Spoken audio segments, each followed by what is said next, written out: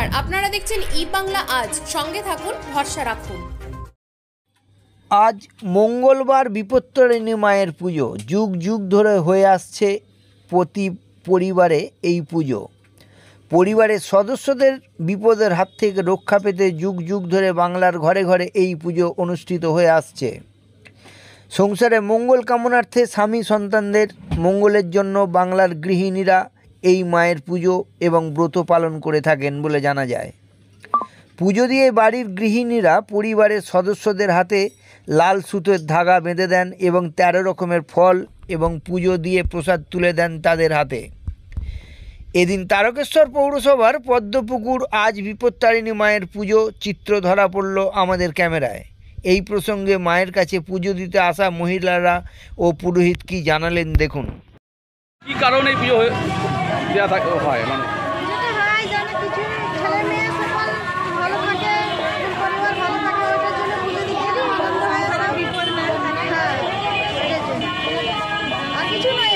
কোথা থেকে আসছেন আপনি?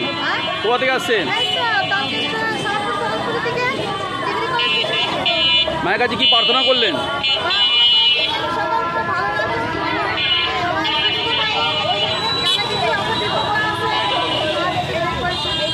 আপনার নাম? ওই কি কারণে এই মায়ের পুজো দেওয়া হয়ে থাকে? কি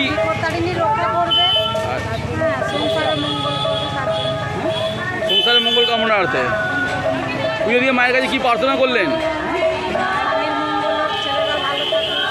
কোথা থেকে আসছেন আপনারা? কোথা থেকে আসছেন? কি নাম আপনার? আপনার নাম? কি প্রার্থনা করলেন মায়ের কাছে?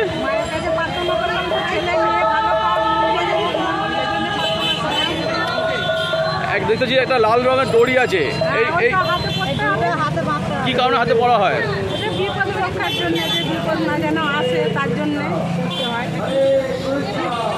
আপনার নাম? মা যাতে সবাই মঙ্গল করে, মায়ের সেবায় আজকে রত সবাই, যাতে মানুষের বিপদ নাশ হয় এবং মা সবাইকে মঙ্গল করে।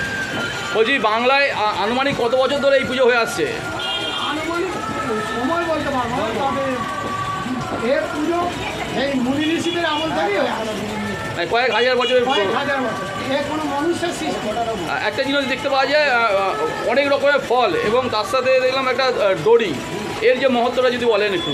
এর মাহাত্ম্য হচ্ছে মা যাতে মঙ্গল করে, মায়ের দড়িটা 13টা গ্রন্থি দিয়ে করা হয়, 13 রকম ফল মা ভালোবাসে, এই মাকে দিয়ে যাতে মঙ্গল করে তার। প্রতি বছর কোন সময় পুজো হয়ে থাকে? প্রতি বছর এই রথের পরে সোজা রথ থেকে উল্টো রথ পর্যন্ত শনি মঙ্গলবার যে দুটো করে এই কাজই। আপনার নাম?